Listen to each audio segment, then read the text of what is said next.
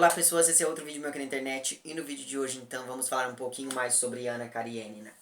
Nessas duas últimas semanas nós lemos essa aqui que foi então a quinta parte, fazendo com que nós já tenhamos passado bastante, né, da metade deste livro. Muito bem, essa quinta parte ela começa com os preparativos para o casamento de Kitty e Lievin, que finalmente vai se realizar. E esses preparativos vão desde o enxoval, né, que esse casal vai se utilizar aí durante esses anos de casamento, até mesmo questões um pouco mais complicadas, que é, por exemplo, a necessidade do Lievin, que se diz aqui algo do que seria hoje um ateu ou coisa do tipo, mas enfim, algo de uma pessoa que não concorda ou que não segue os preceitos religiosos, tendo a necessidade de se adequar às exigências religiosas da época. Porque naquela época, para que uma pessoa pudesse casar, e os casamentos aconteciam na igreja, ela deveria fazer um regime lá que envolvia jejum, oração, e ao fim dessas duas coisas a pessoa tinha lá que se confessar. E daí é muito interessante porque quando o Lievin vai finalmente se confessar ali para o padre, ou enfim, para o sacerdote, ele acaba então expressando a sua dúvida, a sua descrença, e isso faz com que o sacerdote ali meio que fale, olha, mas aí como é que você vai educar seus filhos, enfim. Então é muito interessante ver, primeiro, como que naquela época as coisas eram. Naquela época não, porque até hoje a gente passa por isso de vez em quando, mas é muito interessante ver que naquela época a religiosidade era uma coisa muito associada às pessoas de bem. Então, e é interessante porque o Lievin ele fica se segurando o tempo todo. O sacerdote lá falando ele, pensando consigo próprio, não vou arranjar briga com esse sujeito, eu tenho que passar por isso logo, eu não posso fazer nada de errado. Então, assim, é muito interessante ver como ele vai ali nesse dilema interno durante essa sua durante essa sua confissão. E falando em dilemas internos do Sr. Lievin, outra coisa acontece com ele, né?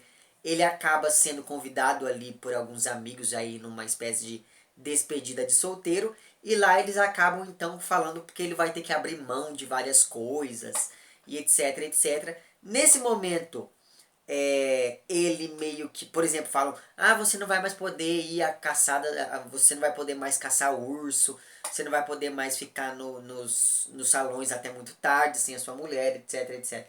Tudo isso acaba não sendo muito, acaba não influenciando muito o Lievin. Apesar dele pensar um pouco nisso, é algo que ele não leva muito a sério, ele leva mais na brincadeira. Só que a insistência desses amigos deles é tanta que ele começa a se questionar bastante sobre o casamento e começa a ficar começa a ficar com ciúme de tudo aquilo que havia acontecido antes lá entre Kitty e Vronsky. E o ciúme dele é tanto que ele pensa até em cancelar tudo. Ele até chega a ir até a casa dela para poder cancelar tudo. Só que eles acabam então fazendo as pazes. E o casamento que acontece páginas depois é algo assim muito bonito, apesar do atraso do noivo. E é muito engraçado porque no primeiro momento, quando a gente fica sabendo que o noivo está ali atrasado, você fica assim, ai meu Deus do céu, será que ele desistiu do casamento no fim das contas? Mas não, né? E tem toda aquela ideia de que a noiva tinha que chegar depois do noivo. Então, assim, o noivo estava atrasado, logo a noiva não podia entrar na igreja antes dele.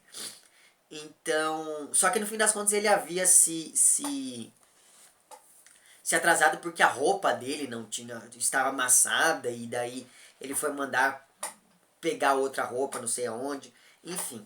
E daí tem um determinado trecho aqui, que página que é que eu separei? 453. Nessa minha edição aqui está na 453, que corresponde ao finalzinho do capítulo 6, em que é dito o seguinte: Lievin beijou com prudência seus lábios sorridentes, deu-lhe o braço e, sentindo uma nova e estranha intimidade, caminhou para fora da igreja. Não acreditava, não conseguia acreditar que era verdade. Só quando seus olhares surpresos e tímidos se encontraram, acreditou nisso, porque sentia que eles já eram um só. Então é justamente nesse momento aqui que acaba a cerimônia religiosa e os dois então se mudam ali felizes da vida para o campo. Só que aí o que acontece? Nem tudo são rosas, não é verdade? 3 meses de casamento já haviam se passado e a vida de casal não era tão feliz. O Lieven ele não estava se sentindo tão feliz quanto ele pensou que se sentiria. E essa infelicidade, ou melhor, não essa infelicidade, mas essa impossibilidade de ser totalmente feliz, vinha sobretudo do fato de que, primeiro, ele havia idealizado muito a figura lá, a ideia do casamento, né? Então, coisas que a gente idealiza demais, a gente já sabe que não vai dar muito certo. Segundo motivo pelo qual as coisas não estavam dando muito certo para os recém-casados era o fato de que eles brigavam por coisas bobas. Tipo assim, teve um dia que ele fez um caminho diferente, chegou um pouquinho atrasado em casa e a Kitty soltou os cachorros em cima dele, ele soltou os cachorros em cima dela, aquele tipo de coisa.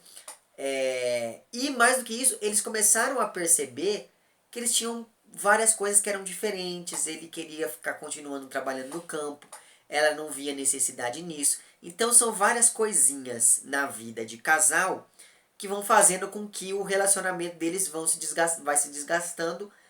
Só que eles acabam então fazendo uma viagem ali de volta para Moscou e quando eles voltam, as coisas começam então a se engrenar, sobretudo porque eles começam a aprender a lidar com tudo isso. Só que talvez o principal fato que tenha realmente unido de vez esse casal foi a morte do Nikolai, né, que é lá o, o irmão do Lievin. Eles estão um dia ali, a Kitty e o... Eu ia falar a Kate. A Kitty e o Lievin um dia estão ali em casa, chega uma carta dizendo que o Nikolai estava muito doente. E a Kitty se predispõe a ir até lá para poder cuidar do doente, apesar de sua fragilidade, etc, etc. Ela vai e para surpresa do Lievin, ela assim ela se demonstra extremamente maternal para com esse cunhado. Ela cuida dele até o fim, ela enfim ajuda até mesmo a trocar as roupas dele, a dar banho, enfim, ela dá remédio para ele. Então tudo isso faz com que o Lievin olhe para essa mulher de outra forma, volte a idealizá-la tal qual ele fazia lá enquanto eles não haviam se casado ainda, e etc. E daí na página 483 é dito o seguinte. A página 483 está aqui no capítulo 17. Esse trecho que descreve ali o padecimento do Nikolai, né, que descreve ali o último estágio da sua doença, me lembrou bastante a morte de Ivan Ilitch, também do Tolstói. Já tem vídeo no canal e o link vai estar lá embaixo. Ele diz o seguinte: no pequeno quarto imundo, com um painel pintado da parede coberto de marcas de escarro, um fino tabique através do qual se ouviam as conversas dos vizinhos, e o ar impregnado por um cheiro sufocante de excrementos, um corpo jazia coberto por uma colcha sobre a cama, separado da parede. Uma das mãos desse corpo estava pousada por cima da colcha e, enorme como um ancinho, tinha o pulso inconcebivelmente preso a um fuso comprido, fino e reto, do início até a metade. A cabeça jazia de lado sobre o travesseiro. Lievin podia ver os cabelos ralos e suados nas têmporas, a testa contraída e como que transparente. Não é possível que esse corpo medonho seja o meu irmão Nikolai, pensou Lievin. Mas aproximou-se, distinguiu o rosto e já era impossível existir qualquer dúvida. Apesar da terrível transformação do rosto, bastou Lievin avistar aqueles olhos vivazes que se ergueram para o visitante, perceber o ligeiro movimento da boca sob o bigode pegajoso para compreender essa verdade estranha. Aquele corpo morto era o seu irmão vivo. Então, assim, a partir desse momento a gente vai entrando com essa descrição extremamente terrível do que é a convalescência, do que é a morte. Assim, você vê o Nikolai ali definhando até o fim, assim. É uma coisa muito, muito triste mesmo esse momento do livro e me lembrou bastante lá da morte de Ivan Ilitch, porque me deixou com medo de morrer. Eu não tenho medo da... Eu enxergo a morte de uma maneira assim muito natural, eu não acho que... Oh, que coisa triste. Não, fazer o que, né? A gente vai ter que morrer, então melhor é se acostumar com essa ideia. Só que quando você lê uma coisa dessa, não tem como eu ficar assim, ah, ok, eu vou morrer. Não, eu fiquei assim, desesperado por conta disso. Mas enfim, o fato é que enquanto... e claro, o Nikolai, ele era uma pessoa extremamente ranzinza. Então assim, é muito difícil lidar com ele, sobretudo nesses últimos dias. E isso acaba fazendo com que a Kitty fique muito cansada, muito desgastada e ela acaba ficando doente. Só que aí, algum tempo depois, ela faz alguns exames e descobre que ela está grávida. Então, apesar do Lievin ter perdido ali o irmão, que era o irmão com quem ele mais se relacionava pelo visto, ele acaba então tendo a alegria de descobrir que vai ser pai. Então, é mais ou menos nesse momento que, que o Tolstói tira um pouco o foco deles e aproxima dos outros personagens. Ainda que ele fique indo e voltando, mas é basicamente isso que acontece com esse núcleo aqui. Enquanto tudo isso está acontecendo lá nos confins da Rússia, Anna e Vronsky, depois de 3 meses viajando, acabam fixando residência na Itália.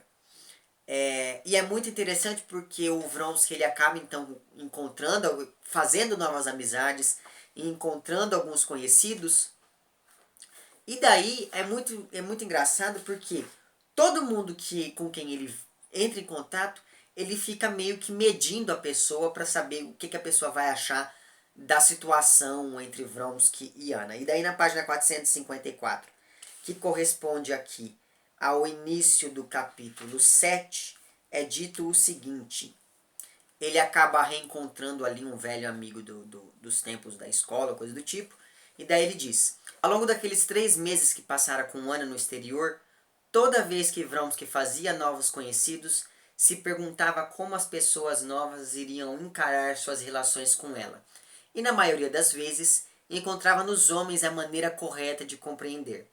Mas se perguntassem a ele, aqueles homens que compreendiam da maneira correta, em que consistia tal compreensão, tanto Vronsky como eles se veriam em grandes apuros.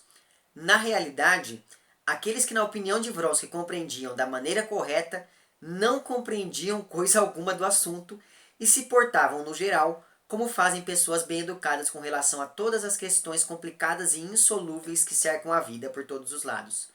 Portavam-se com decoro, evitando alusões e perguntas desagradáveis. Então veja, é muito engraçado porque o Vronsky, com medo de ser julgado pelas pessoas, acaba começando a julgar todo mundo.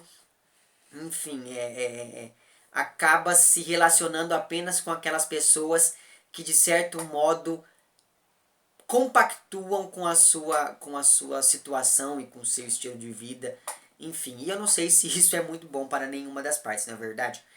E enquanto a gente vai acompanhando isso do Vronsky, a gente percebe que a Anna, ela perdeu toda aquela força de mulher independente que ela demonstrou no início do romance. Porque eu me lembro que essa foi uma das coisas que me fez pensar que eu iria gostar dessa personagem, porque ela era muito assim, independente, ela era muito forte, muito à frente do seu tempo. Agora, ela depende do Vronsky até mesmo para poder escolher as roupas que ela vai sair, sabe assim? Ela coloca uma roupa e pergunta para ele se ela pode sair daquele jeito e coisa do tipo. E isso me deixou assim, mulher, o que é que você está fazendo de si, não é verdade? E essa dependência é tão forte que acaba fazendo com que o Vronsky se sinta cada vez mais sufocado. Então eu tô começando a ficar até com dó dele. Porque ele não podia nem ter mais uma vida social sem ela. Quando ele vai sair com os amigos e volta, ela dá escândalos e coisas do tipo.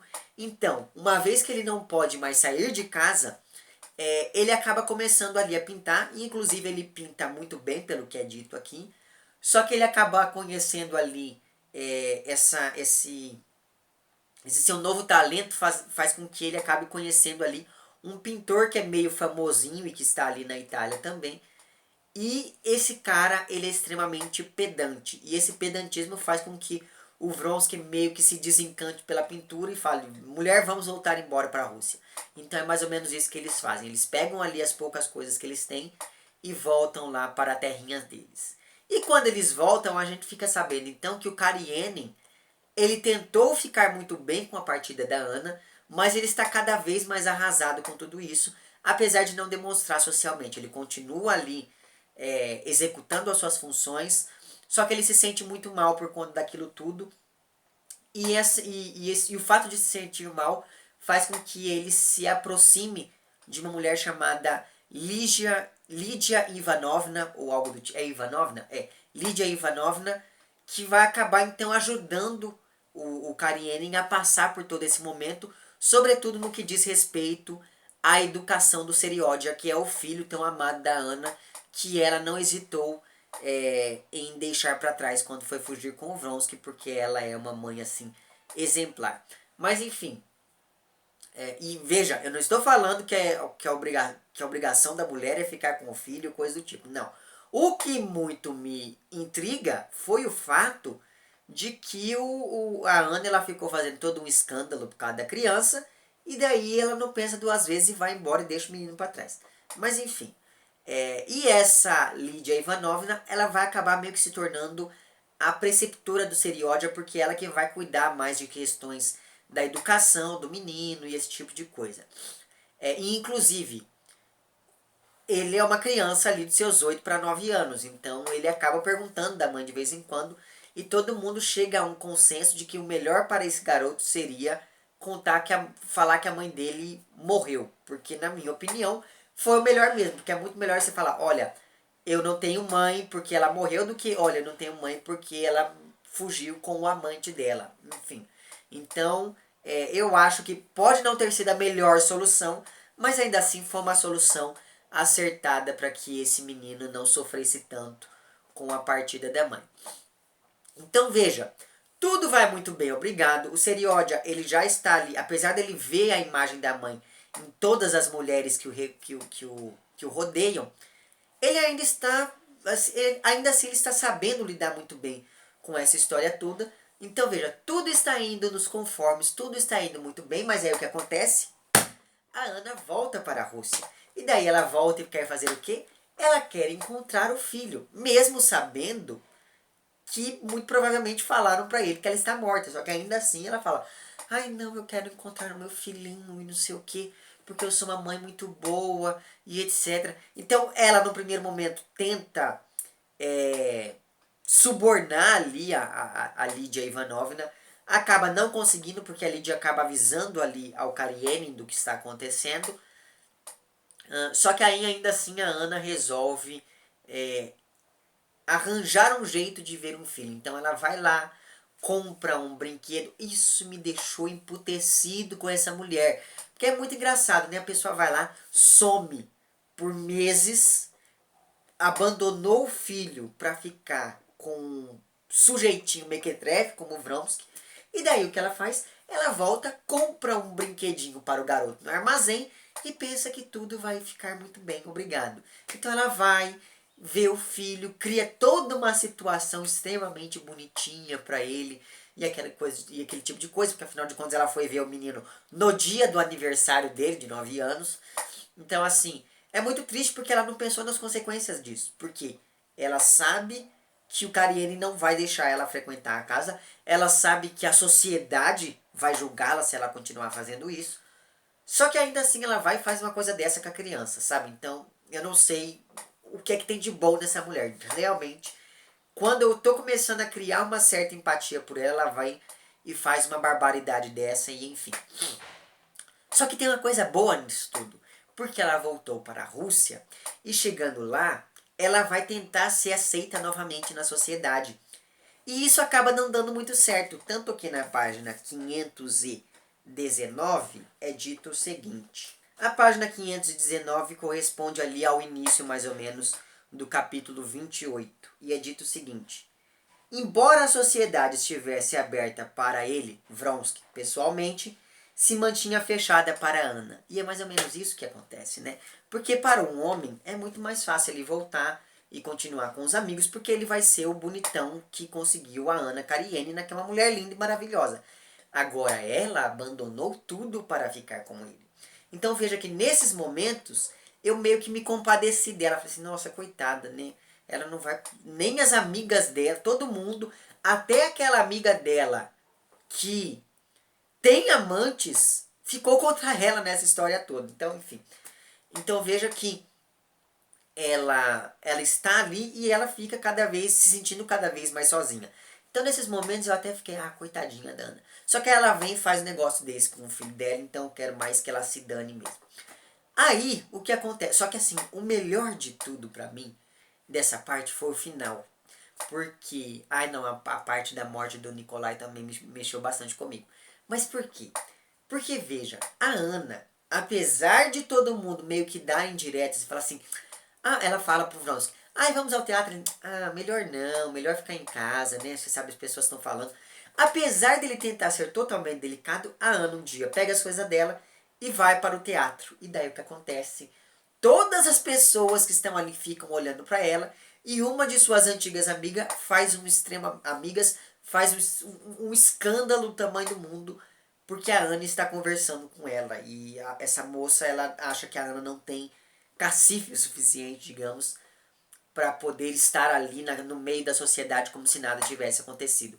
Então veja que, após esse escândalo, Ana volta arrasada para casa, acaba discutindo até mesmo com o Vronsky, só que depois que eles fazem as pazes, eles resolvem que está na hora de ir para o campo. Então, ainda assim, eles vão continuar na Rússia, só que eles foram para uma propriedade da família do Vronsky que eles têm lá no campo.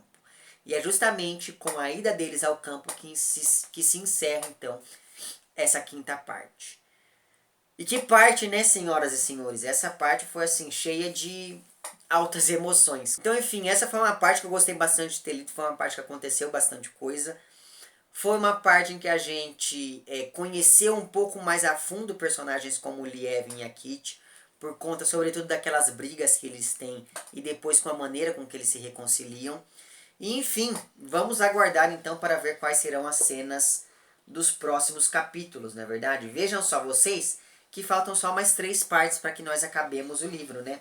Enfim, é isso. Diga lá nos comentários a quantas andam as leituras de vocês, o que, é que vocês mais gostaram nessa parte. E é isso. Se vocês gostaram do vídeo, não esqueça de curtir e de compartilhar. Caso não tenham gostado por algum motivo, não deixem de comentar lá embaixo porque não gostaram também.